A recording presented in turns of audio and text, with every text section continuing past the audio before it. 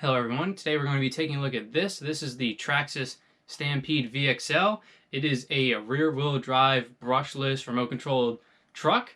This particular model, the Stampede, has been around for a very long time. It was first released in 1994 as a brushed remote control car.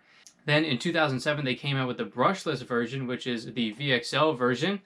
And this one right here is the 2012 model, which added a 2.4 gigahertz system, and they still sell this today. You can buy this brand new. What they've added now is a gyro to keep this thing going straight because it's a rear-wheel drive with an open diff, so if you just give it a lot of throttle, this one will just go squirrely, but the gyro is supposed to help with that in the brand new model. So very interesting that they still sell this today, and it looks basically unchanged.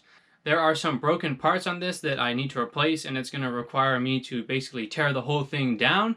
So what we're going to do is we're going to take a look at some of the interesting features and engineering of this car, and then I'll have a time lapse of me basically tearing the whole thing apart, and then we're going to take it for a drive. So let's get into it.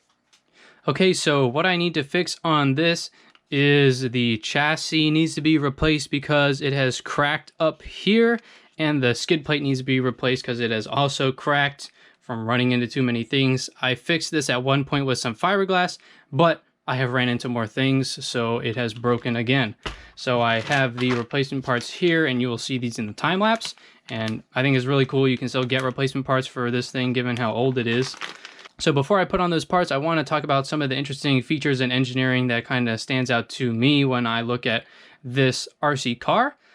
So first off, the first thing I ever noticed was that the front control arms are mounted at a severe up tilt, and I have figured out that this is to give a lot of caster angle to the suspension geometry so that the steering basically has a self-centering tendency when you're going forward, just like in a full-scale car. What's interesting is if you drive this car backwards really fast, it has basically the reverse of a self-centering tendency, and the wheels will go like this, and it oscillates back and forth because it's very unstable going in reverse.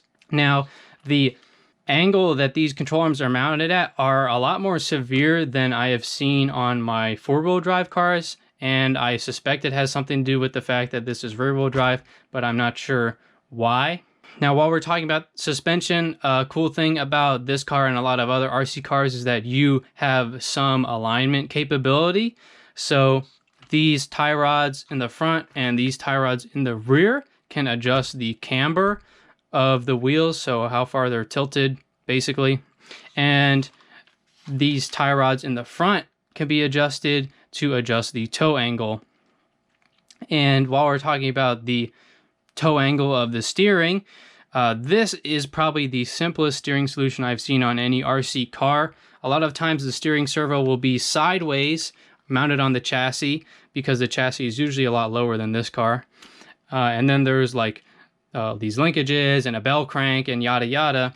But on this car, the tie rods are mounted directly to this servo horn. But to protect this servo in the event of hitting something, this servo horn actually has an integrated servo saver, which basically just has a spring in it. So if you hit something, the spring takes up the load instead of the gears in your servo. Now, while we're looking at the bottom, another interesting thing that I noticed is that on the chassis, there are these extrusions that butt up against these braces. I think this is to help absorb the impact of, hitting something in the front so that the screw doesn't take all the force and potentially strip out of this plastic. This plastic extrusion should basically take the load off of that screw and prevent failure that way. Moving on to the back, another interesting thing is the axles. So on this car, and I know a lot of the Traxxas models and probably a lot of other RC cars, it is a U-joint both near the differential and at the wheel. And because the axle needs to change length with the compression of the suspension, this part here can actually slide. So there's really two parts of the axle, and this allows the axle to change length as the suspension compresses, which is pretty cool. On some of the cheaper RC cars I have, there's basically two sockets at the differential and the wheel, and then just a metal dog bone rattling around between the two, which I think is not as elegant. Now, another interesting thing about this car in particular is that it can do wheelies right out of the box with the weak nickel metal hydride battery, and I think they designed this car basically just to do wheelies with that sad battery. And the reason why I think this is, first of all, the chassis is really high up, so the battery, which is pretty heavy, is mounted really high up. The ESC and the receiver box are mounted above the battery and pretty far back, and the motor is mounted behind the axles. So basically the center of gravity is really high and it's really far back, so that makes it so this thing can wheelie really easily.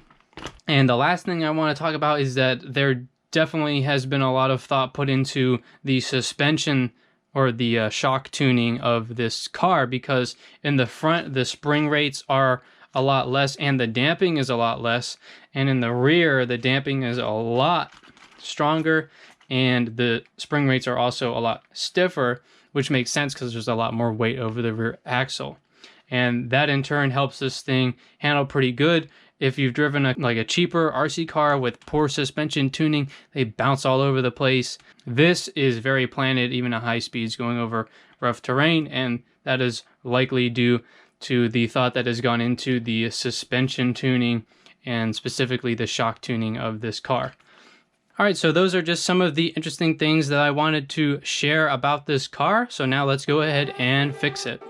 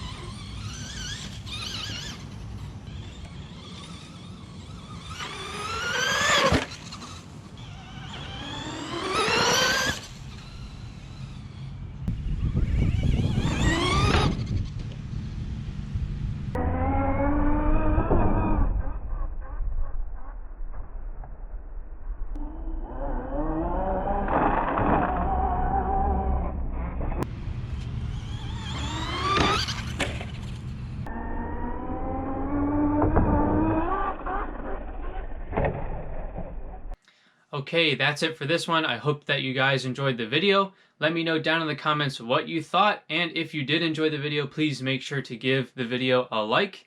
And 84% of you watching this right now are not subscribed, so if you enjoy this content or if you are new to the channel, please make sure that you get subscribed to help support the channel. Thanks for watching.